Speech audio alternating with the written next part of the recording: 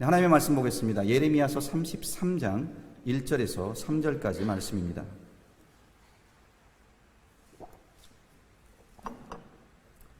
예레미야서 33장 1절에서 3절까지 말씀, 우리 다 같이 한 목소리로 읽도록 하겠습니다. 시작. 예레미야가 아직 시위대 뜰에 갇혀 있을 때 여호와의 말씀이 그에게 두 번째로 임하니라. 이르시되 이를 행하시는 여호와, 그것을 만들며 성취하시는 여호와, 그의 이름을 여호와라 하는 이가 이와 같이 이르시도다. 너는 내게 부르짖으라. 내가 내게 응답하겠고 내가 알지 못하는 크고 은밀한 일을 내게 보이리라. 아멘. 네, 올해 마지막 달인 이 12월 한 달 동안에 이 매 수요 기도의 이 시간을 통해서 우리가 믿는 전능하신 하나님의 능력과 또 은혜의 방편으로 하나님이 우리에게 주신 이 기도의 능력에 대한 주제로 지금 말씀을 나누고 있습니다. 오늘 이 본문 말씀은 이 기도의 응답의 확신에, 기도 응답의 확신에 대한 하나님의 약속을 담고 있는 말씀입니다. 많은 분들이 사랑하는 구절이죠. 이 본문 3절 말씀 보시면 너는 내게 부르짖으라. 내가 내게 응답하겠고 내가 알지 못하는 크고 은밀한 일을 내게 보이리라. 자, 이 구절은 많이들 사랑하시는데 하나님께서 이 말씀을 예레미야에게 주시게 된 그 배경에 대해서 아시는 분들은 많지 않은 것 같아요. 그래서 먼저 하나님께서 왜 어떤 배경 가운데 이 말씀을 예레미야 선지자에게 주셨는지 그 배경을 한번 살펴보도록 하겠습니다. 예레미야서 1장에 보게 되면요, 예레미야가 선지자로 이 사역을 시작한 것은 요시야가 유다의 왕으로 있었을 때였습니다. 얼마 전까지 우리가 매일 아침 기도의 시간에 이 역대하의 말씀을 함께 묵상했는데요, 이 역대하에서 살펴본 많은 왕들 중에 8살의 왕위에 오른 이 요시야라는 왕이 있었습니다. 자, 요시야는 어떤 왕이었습니까? 역대하 34장 1절 2절에 보시면 요시야가 왕위에 오를 때 나이가 8세라 예루살렘에서 31년 동안 다스리며 여호와 보시기에 정직하게 행하여 그의 조상 다윗의 길로 걸으며 좌우로 치우치지 아니하고, 이 8살이라는 어린 나이에 왕위에 올랐습니다. 그럼에도 하나님 보시기에 정직하게 행했고요, 하나님의 마음에 합한 사람이라는 평가를 받았던 그 다윗 왕의 길로 행하며 좌우로 치우치지 않았던 그런 신실한 왕이었습니다. 이렇게 요시야는 하나님을 사랑했고 하나님께 순종했던 왕이었어요. 하나님의 말씀을 따라 타락했던 유다의 신앙을 회복했습니다. 모든 우상 제단들을 제거했습니다. 하나님의 성전을 수리하고 재건하며 잊혀졌던 그 예배를 회복하는 그런 영적 개혁을 이루었습니다. 하나님의 말씀을 따라 나라를 다스렸고 또 유다가 잃어버렸던 그 하나님의 백성이라는 정체성과 정결함을 회복했습니다. 자, 그러니 이 왕과 함께 사역했던 그 예레미야를 비롯한 당시의 선지자들은 얼마나 좋았겠습니까? 예레미야에게 있어서는 사역하기에 너무 좋은 최고의 시기였던 거예요.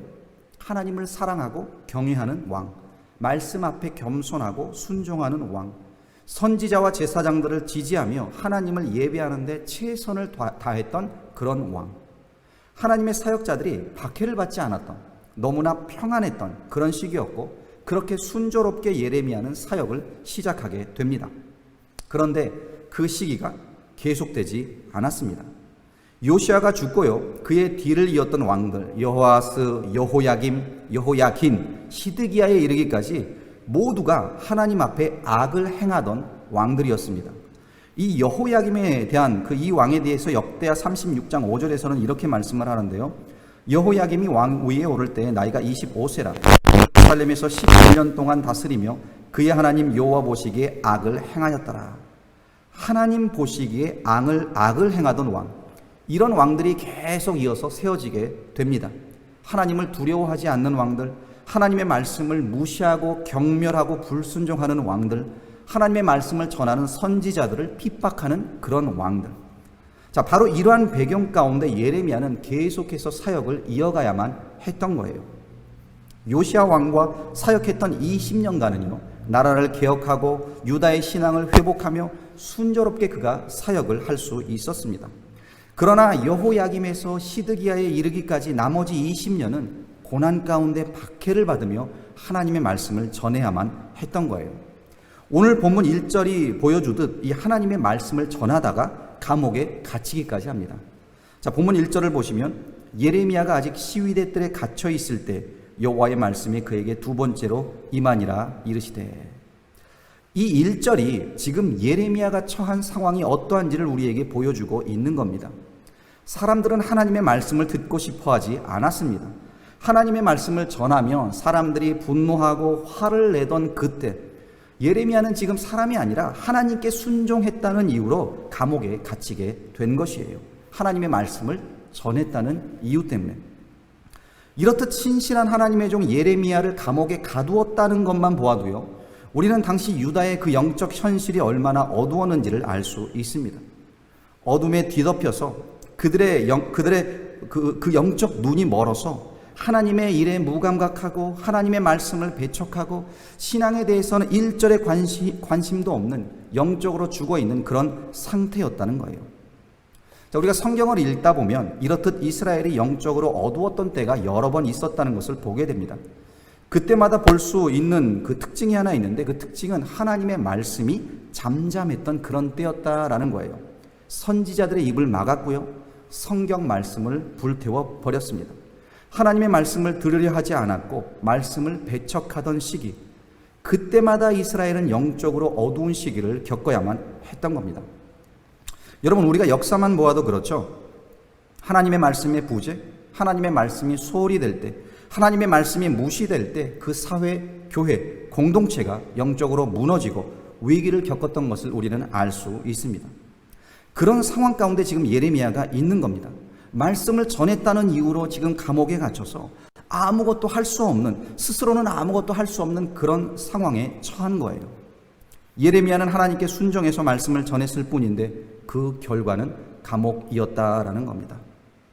자, 여러분, 이걸 기억하시기 바랍니다. 이 상황은요, 우리에게도 똑같이 일어날 수 있습니다. 하나님을 우리가 순종하며 살아갑니다. 성경 말씀을 따라 살아갑니다. 그런데 그 가운데 박해를 만날 수 있다라는 거예요. 이 사방이 막혀있는 이 감옥에 갇혀있듯 내 스스로 아무것도 할 수 없는 그런 상황을 만날 수 있다는 겁니다. 예레미야가 지금 그렇게 감옥에 갇혀 있는 겁니다. 그런데 여러분, 이걸 기억하시기 바랍니다. 우리가 성벽에 둘러싸였다 할지라도요, 사방이 벽이라 할지라도 하나님께서는 우리를 찾아오시는 분이십니다. 내가 하나님께 나아가지 못한다 해도 하나님께서는 내가 있는 곳으로 오실 수 있는 분이다라는 거예요.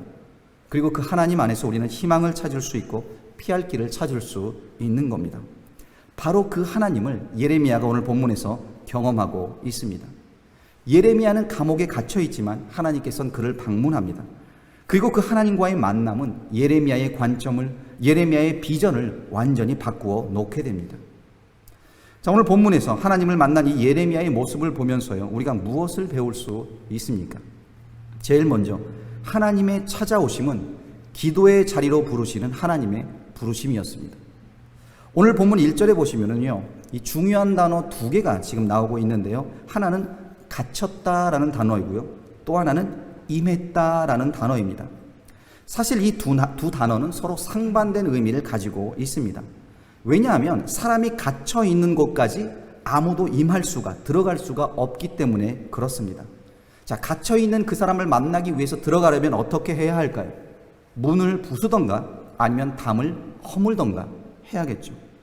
그런데 그럴 필요도 없이 하나님의 방문은 이루어졌습니다. 여전히 문은 굳건히 닫혀 있었고요, 담도 벽도 아주 든든하게 그대로 서 있었습니다. 예레미야는 계속 그 고립된 상태, 그 상태로 갇혀 있었고 그 누구와도 외부 사람과는 접촉할 수 없는 그런 상태였습니다. 하지만 닫혀 있는 그 문도, 굳게 서 있는 그 벽도 하나님의 말씀이, 하나님의 임재가 예레미야에게 임하는 것을 막을 수 없었다라는 겁니다.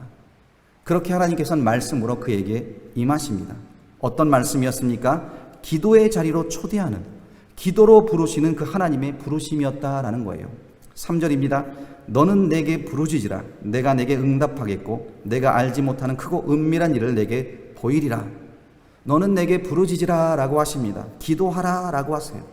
비록 감옥에 있지만 하나님의 말씀을 전하다가 갇히게 되었지만 사방이 벽이라 스스로 아무것도 할 수 없지만 그럼에도 한 가지 할 수 있는 것이 있다라고 주님이 지금 말씀하고 있는 겁니다. 너는 부르짖을 수 있다. 기도할 수 있다. 나의 임재를 구할 수 있다라는 거예요. 하나님의 말씀을 전하다가 감옥에 갇히게 된 사람이 사실 성경에 예레미야만 있는 것은 아닙니다. 그 외에 다른 사람들도 있죠. 사도행전 12장에 보게 되면요, 복음을 전하던 베드로가 이 헤롯 왕에 의해서 감옥에 갇히게 됩니다. 사도행전 12장 5절 말씀을 한번 보시면요, 이에 베드로는 옥에 갇혔고 교회는 그를 위하여 간절히 하나님께 기도하더라라고 했어요. 베드로는 옥에 갇혔습니다. 스스로는 지금 아무것도 할 수 없었습니다. 그리고 이 경우에는 지금 보니까 교회가 간절히 그를 위해 기도하길 시작을 합니다. 베드로가 감옥에 갇히게 되니까요, 예루살렘 교회는 그 상황을 기도로 부르시는 하나님의 부르심으로 그 상황을 그들이 받아들였다는 거예요. 자, 사도 바울도 여러 번 복음을 전하다가 이 감옥에 갇히게 됩니다. 사도행전 16장에 보면 바울과 실라가 이 빌립보 감옥에 갇힌 그 장면이 나오는데요, 16장 25절에서 한밤중에 바울과 실라가 기도하고 하나님을 찬송하며 죄수들이 듣더라라고 했어요. 지금 바울과 실라가 무엇을 하고 있습니까? 기도하고 찬송하고 있습니다. 모든 죄수들에게 들릴 정도로 옥에 갇혀 있지만 기도하고 찬송했다라는 겁니다. 여러분, 우리 모두는 살면서 이 옥에 갇힌 듯한 이런 상황을 만나게 되어 있습니다. 내 스스로 아무것도 할 수 없는 그런 막다른 골목을 만나게 된다는 거예요. 소망이 없습니다. 다른 대책이 없습니다. 다른 대안도 방법도 없습니다. 피할 길도 보이지 않습니다. 그러나 수많은 우리 신앙의 선배들이 고백했듯이요, 길은 막혔어도 하늘은 우리를 향해 항상 열려 있습니다. 그래서 예루살렘 교회가 옥에 갇힌 베드로를 위해 기도했을 때요, 천사가 그를 방문했고 그가 감옥에서 걸어 나올 수 있도록 그를 인도해 주었어요. 그렇게 교회가 함께 모여 합심으로 기도하고 있던 그곳까지, 그 장소까지 베드로는 인도되어 도착하게 됩니다. 이 또 바울과 실라가 옥에서 기도하고 찬송했을 때요, 땅이 흔들리기 시작을 합니다. 그리고 모든 문들이 혼자 스스로 열리게 되고 그들을 메고 있던 그 착고도 다 풀리게 되죠. 그 상황 가운데 간수가 예수 믿고 회심해서 바울을 감옥에서 꺼내서 자기의 집으로까지 데려갑니다. 그렇게 바울은 그 밤에 간수의 가족들에게 복음을 전했고 온 가족이 회심하고 세례를 받는 그런 역사가 일어나게 됩니다. 그래서 여러분, 지난주 수요일에도 제가 말씀을 드렸지만 우리에게 중요한 것은 어디에 있느냐가 아니라 누구와 있느냐 하는 겁니다. 우리가 하나님과 함께 있다면요, 감옥조차도 거룩한 지성소로 변하게 됩니다. 사방의 벽이 우리의 기도가 하나님께 상달되는 것을 막을 수 없습니다.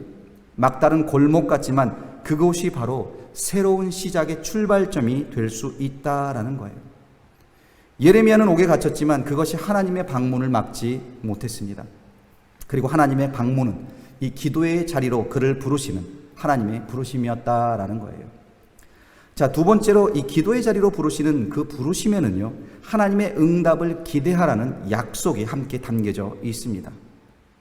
자, 여기서 말하는 응답은요, 예레미야가 개인적으로 원하는 그 응답을 의미하는 것이 아니에요.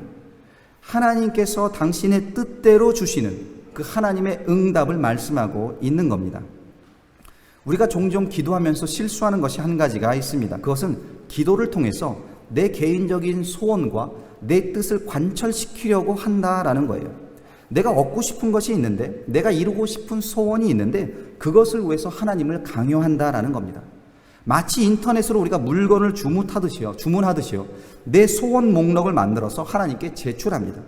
그리고 내가 원하는 것을 얻지 못하면 하나님을 원망하고 화를 냅니다. 심지어 하나님이 나를 사랑하시나? 하나님이 살아계신가? 이런 말을 하면서 하나님의 사랑과 하나님의 존재까지도 의심하게 된다라는 거예요. 참 우리가 얼마나 이기적인지 모릅니다.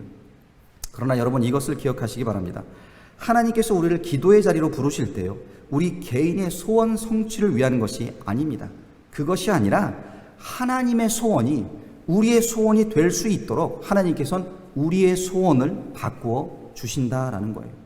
자, 이해가 되시는지 모르겠는데요, 무슨 뜻인가 하면은요, 대부분 우리의 기도를 살펴보면 그 내용엔 개인적인 소원이 담겨져 있습니다. 내가 원하는 것, 가족을 위한 것, 건강을 위한 것, 물질을 위한 것, 그렇게 개인적인 소원을 가지고 우리가 다 기도의 자리로 나아가요. 그런데 우리가 기도를 하다 보면은요, 내 마음에 있는 그 소원들, 때론 개인적이고 이기적인 그런 기도의 제목들을 하나님께서 하나하나 바꾸어 주십니다. 내 마음에 내 소원 대신 하나님의 소원을 우리 마음에 하나님께서 부어주세요. 심어주세요.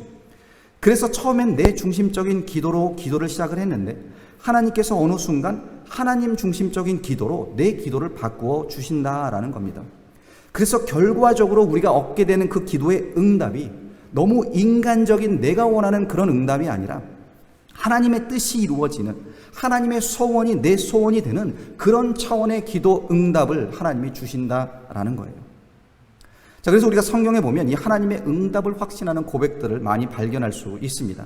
시편 86편 7절 같은 경우 나의 환난 날에 내가 주께 부르짖으리니 주께서 내게 응답하시리이다 라고 했고요. 시편 138편 3절에서도 내가 간구하는 날에 주께서 응답하시고 내 영혼에 힘을 주어 나를 강하게 하셨나이다. 그리고 오늘 본문 3절도 너는 내게 부르짖으라 내가 내게 응답하겠고 내가 알지 못하는 크고 은밀한 일을 내게 보이리라. 또 예레미야서 29장 12절에서도 하나님께서 이렇게 말씀을 하셨습니다. 너희가 내게 부르짖으며 내게 와서 기도하면 내가 너희들의 기도를 들을 것이요.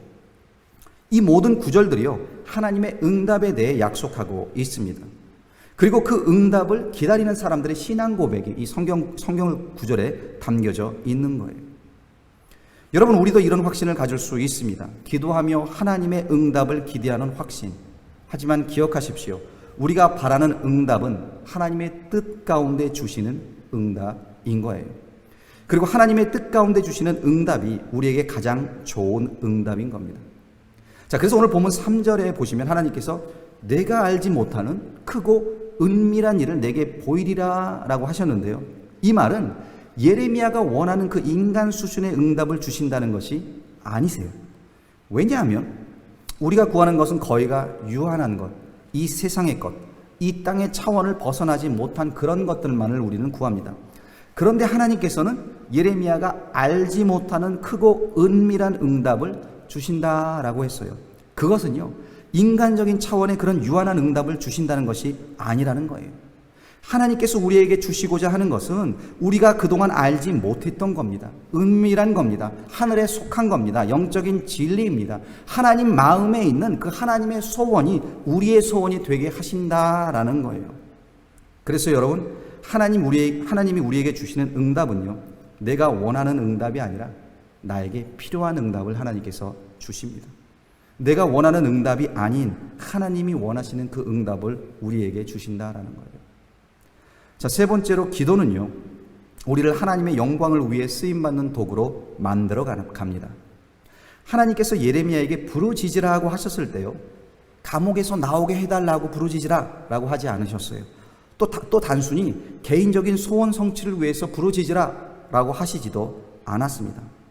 하나님께서 예레미야에게 부르짖으라 라고 하시는 것은요, 그를 통해서 아직 하실 일이 남아있기 때문이었습니다. 그리고 하나님이 일하시는 그곳에, 그 장소에 예레미야가 있기를 하나님은 원하셨던 거예요. 우리가 3절까지밖에 읽지 않았지만요, 6절부터 보게 되면 하나님께서 하실 일에 대해 예레미야에게 이렇게 말씀을 하십니다.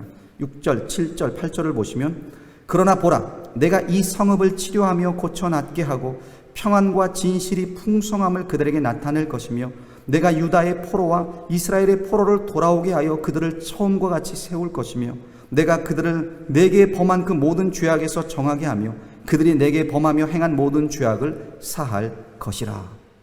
바로 이 일이 지금 하나님께서 행하실 크고 은밀한 그 일이라는 겁니다. 그 성읍을 치료하시고 고쳐 낫게 하실 겁니다. 평안과 진실의 풍성함을 나타내실 겁니다. 포로로 끌려간 당신의 백성들을 다시 돌아오게 하실 겁니다. 그리고 그들의 죄를 용서하며 정하게 하며 구원하실 겁니다. 그리고 바로 그곳에, 그 자리에 하나님이 역사하시고 일하시는 그 장소에 예레미야가 있기를 하나님은 원하셨던 거예요. 예레미야가 하나님의 도구가 되어서 그렇게 크고 은밀한 역사에 쓰임받기를 원하셨다라는 겁니다. 여러분, 우리가 교회사를 보게 되면요, 교회사를 통해 우리가 알 수 있는 것은 하나님께서 일하신 그 모든 부흥의 장소에 기도의 사람들이 있었다라는 겁니다. 자, 1904년 영국의 웨일즈라는 곳에서 이 대부흥 운동이 일어나는데요, 그 시작에는 이반 로버츠라는 26살의 젊은 청년이 있었어요. 당시 뉴캐슬 엠린이라는 대학에 다니던 이 청년이요, 학교 근처에서 열린 전도 집회에 참석하게 됩니다. 그 집회엔 이 장로교 목사님이었던 이 셋 조슈아라는 목사님이 말씀을 전하고 있었습니다. 이 목사님께서 설교를 다 하신 후에 목사님이 이렇게 기도를 하셨어요. 주님, 우리를 굴복하소서. 주님, 나를 굴복하소서. 그 자리에 있던 이 이반 로버츠라는 청년은요, 그 기도 소리를 듣고 가만히 있을 수가 없었습니다. 그래서 강대상 앞까지 걸어 나가요. 그리고 그 자리에 털썩 주저앉습니다. 그리고 무릎을 꿇고 기도하기 시작을 합니다. 하나님, 나를 굴복하소서. 주님, 나를 굴복하소서. 그 모습을 본 그 자리에 있던 학생들, 사람들이 얼마나 큰 성령의 역사를 경험했는지요. 다음 날부터 그 집회에 가기 위해서요, 학생들이 학교를 빠지기 시작을 했고, 학생들이 너무 빠지다 보니까 교수들이 수업을 진행할 수 없을 정도가 되었습니다. 그렇게 수많은 대학생들이 함께 예배하며 찬양하며 기도에 힘썼습니다. 어떤 학생들은 밤새도록 다음날 아침까지 기도했습니다. 그 집회의 영향이 얼마나 컸던지요, 성도들이 도시를 바꾸기 시작을 합니다. 복음을 전하기 시작을 했고 5개월 동안 10만 명이라는 사람이 전국에서 예수 그리스도를 새롭게 구주로 영접하는 그런 역사가 일어났습니다. 그리고 그 도시엔 더 이상 범죄가 일어나지 않아서요, 경찰도 판사도 할 일이 없었다고 그래요. 강도도 회개하고 수많은 죄인이 회개하는 역사가 일어났습니다. 그리고 그 부흥의 영향이 미국에까지 미치게 됩니다. 다음 해인 1905년에 이 미국 예일대학 학생 25%가 기도 모임과 이 성경 공부에 정기적으로 참석을 했고요. 애틀랜틱 시티 같은 경우에는 인구 5만 명 중에 50명만 예수를 믿지 않을 정도로, 예수 믿는 사람을 세는 것보다 예수 안 믿는 사람을 세는 게 더 빨랐을 정도라고 합니다. 또 오레곤주의 이 포트랜드라는 곳에서는 240개의 그 가게 주인들이 기도 모임에 참석하기 위해서 오전 11시에서 오후 2시까지 문을 닫았다고 해요. 또 켄터키의 파두카 침례교회에선 2달 동안 새신자 1000명이 새롭게 회심을 하기도 했습니다. 이 모든 것이 이 웨일즈에서 시작된 그 부흥 운동의 영향을 받아서 1905년 한 해 동안 일어난 일이에요. 그리고 그 시작에는 한 청년의 기도가 있었습니다. 이반 로버츠의 기도. 주님, 나를 굴복하소서. 주님, 나를 굴복하소서. 여러분, 모든 것은 기도로 시작을 합니다. 막다른 골목에 갇힌 것 같다면 기억하십시오. 하나님께서는 여러분을 기도의 자리로 부르고 계신 겁니다. 그리고 그 부르심에는 하나님의 뜻대로 응답을 주시겠다는 그 약속이 담겨져 있어요. 그리고 기도를 통해 하나님은 우리를 그분의 도구로 만들어 가십니다. 하나님이 역사하시는 그곳, 하나님이 일하시는 그곳으로 우리를 인도하세요. 그 기도의 자리로 나아가시기를 바랍니다.